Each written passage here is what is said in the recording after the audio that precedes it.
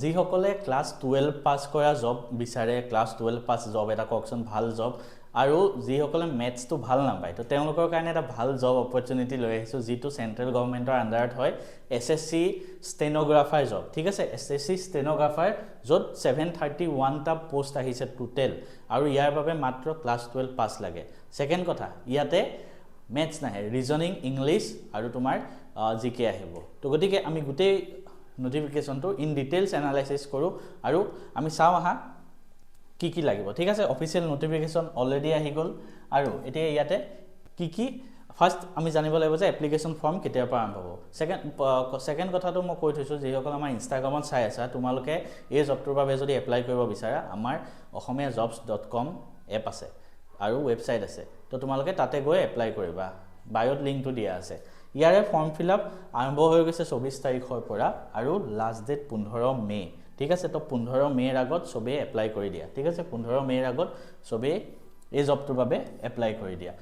এটা এই জবটো দুটা পোষ্ট আহিছে এটা গ্ৰুপ সি এটা গ্ৰুপ ডি ঠিক আছে তো তাতে কি কৈছে চোৱা group C and group D age limit 18 পৰা 30 বছৰ কিহত grade C stenographer grade C ঠিক আছে তো ষ্টেনোগ্ৰাফাৰ এক মিনিট ৰখা আমি কোনটো চাই আছিলো ইয়েস মোৰ ব্যাকগ্ৰাউণ্ডত নয়েজ আহি থাকিব পাৰে হা মই মানে মোৰ ঘৰৰ ওচৰত চাগে ইয়াতে এই বিয়া এখন হৈ আছে তো ইয়াতে ষ্টেনোগ্ৰাফাৰ গ্ৰেড সি এটা জব আছে এটা আছে গ্ৰেড ডি ঠিক আছে গ্ৰেড সি 18 পৰা 30 বছৰ এজ লিমিট আৰু ইয়াতে 18 পৰা 27 বছৰ এজ লিমিট ঠিক আছে আৰু ইয়াতে স্কিল টেষ্ট হ'ব এটা স্কিল টেষ্ট কি হ'ব আমি পিছত কথা পাতিম ষ্টেনোগ্ৰাফাৰ গ্ৰেড সিট বেসিক পে 9000 পৰা আৰম্ভ হয় ইয়াতে 5000 মানে অলমোস্ট এখিনিটো জাস্ট বেসিক পে কথা কোৱা হৈছে মই যদি এনে মোটামুটি কম গ্ৰেড সি ষ্টেনোগ্ৰাফাৰ তোমাৰ জয়নিং স্যালাৰি 40000 মান হৈ যায় 40 পৰা 45000 মান ঠিক আছে আৰু ইয়াতে 35000 মান হৈ যায় ঠিক আছে গতিকে এটা ভাল জব হয় সবে এপ্লাই কৰিব পাৰিবা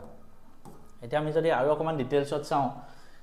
কি এলিজিবিলিটি ক্ৰাইটেৰিয়া ক্লাছ 12 পাস হ'ব লাগিব ঠিক আছে মই ষ্টাৰ্টিংতে কৈছিলো ক্লাছ 12 পাস চোৱা কিমান ভাল অপৰচুনিটি হয় ক্লাছ 12 পাস আৰু এপ্লিকেশন ফিজ 100 টকা জেনেৰেল ওবিসিৰ কাৰণে বাকি সকলোৰে বাবে নীল হয় ঠিক আছে বাকি এজ ৰিলেক্সেশন আছে ডিটেইল নোটিফিকেশনটো যদি চাব বিচাৰা আমাৰ ইউটিউবত জনে চাই আছে ডেসক্ৰিপচনত মই লিংক দিয়া থাকিব তাৰ পৰা তোমালোকে চাই লবা ঠিক আছে এতিয়া ইয়াত কেনেকুৱা ধৰণৰ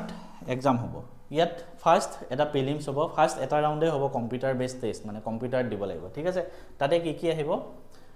এমসিকিউ কোৱেশ্চন আহিব ইংলিশ এণ্ড হিন্দী পেপাৰখন অকল ইংলিশ আৰু হিন্দীতহে পাবা ঠিক আছে আৰু মিনিমাম কোৱালিফাইং মাৰ্কস আছে এবিলাক এখিনিটো আমি মিনিমামটো নহয় আমি ভাল মাৰ্কস এটা পাব লাগিব তেতিয়াহে জবটো পাম এটো পাস কৰাৰ পিছত তোমালোকে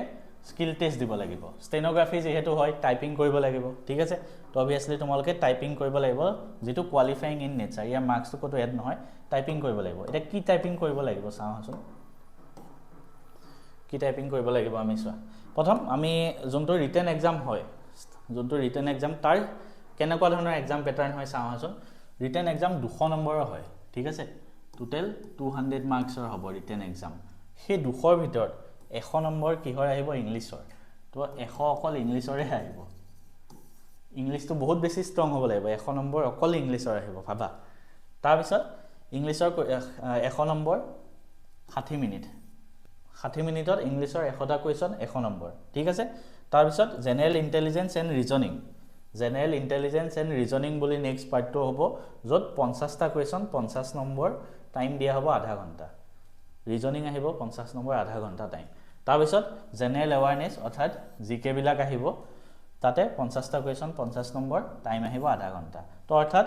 আমি আৰু নেগেটিভ মাৰ্কিং আছে ঠিক আছে তো টুক্কা মাৰি হেলেন হ'ব সো আমি যদি চাও কি হ'ব এফালে ইংলিশ হ'ব পুৰা ইংলিশ কিমান আহিব পুৰা ইংলিশ পুৰা 100 মাৰ্কস আহিব ইংলিশ সবতকে বেছি তাৰ পিছত 50 ৰিজনিং আৰু ইটো পাই ঠিক আছে এটা সিলেবাস কিনি চাব পাৰা তোমালোকে কোনটো কি সিলেবাস ইন ডিটেইল সিলেবাসটো নোটিফিকেশনত দিয়া আছে তো এখিনি চাই লবা তাৰ পিছত স্কিল টেষ্ট হ'ব স্কিল টেষ্ট কি হ'ব স্কিল টেষ্ট তোমালোকে কি কৰিব লাগিব চোৱা গ্ৰেড ডি যোনটো টাৰ্গেট হ'ব গ্ৰেড ডি 80 ওয়াৰ্ড পাৰ মিনিট অৰ্থাৎ 1 মিনিটত 80টা শব্দ টাইপ কৰিব পৰা হ'ব লাগিব টাইপিং ঠিক আছে আৰু গ্ৰেড সি কাৰণে টাৰ্গেট হ'ব 100 ওয়াৰ্ড 100 ওয়াৰ্ড অবিয়াসলি এটো কোন ওপৰ লেভেলৰ জব তো ইয়াত 100 ওয়ার্ড পার মিনিট হ'ব তো আমি কি কি হ'ব 1 মিনিটত 100টা শব্দ টাইপ কৰিব পৰা হ'ব লাগিব ঠিক আছে আৰু লাষ্ট যদি আমি কাট অফ বিলাক চাও লাষ্ট ইয়াৰ কাট অফ বিলাক টোটাল 200 মাৰ্কছৰ আহিছিল লাষ্ট ইয়াৰ কাট অফ বিলাক ওভাৰঅল এনালাইসিস কৰি এটা সেফ টাৰ্গেট যদি তোমালোকে এচিভ কৰিব বিচাৰা তেনেহলে গ্ৰেড সি ৰ বাবে সেফ টাৰ্গেট হ'ব 142 আৰু গ্ৰেড ডি ৰ বাবে 132 মানে গ্ৰেড সি যদি দি আছে 150 প্লাস স্কোৰ কৰিব লাগিব 200 ৰ ভিতৰত গ্ৰেড ডি ৰ বাবে 135 মান স্কোৰ কৰিবলৈ চেষ্টা কৰিবা ঠিক আছে তো এই ডিটেইল নোটিফিকেশনটো ডেসক্ৰিপচনত লিংক দিয়া আছে গৈ পেলাই এপ্লাই কৰি লোৱা বহুত ভাল জব হয় আৰু ইয়াৰ বাবে মই কিছুমান গাইডেন্স আৰু লৈ আহিম কাৰণ এটো এটা ভাল জব যিকেটা ভাল জব হয় একেটাৰ বাবে মই গাইডেন্স দিম ভালকে আৰু কেনেকে নেক্সট ভিডিওত ইয়াৰ ষ্টেনোগ্ৰাফাৰ কি কাম হয় মানে কোনবাই যদি জানিব বিচাৰে মোক কমেন্ট কৰিবা এই ষ্টেনোগ্ৰাফাৰ জবটো ওয়াৰ্ক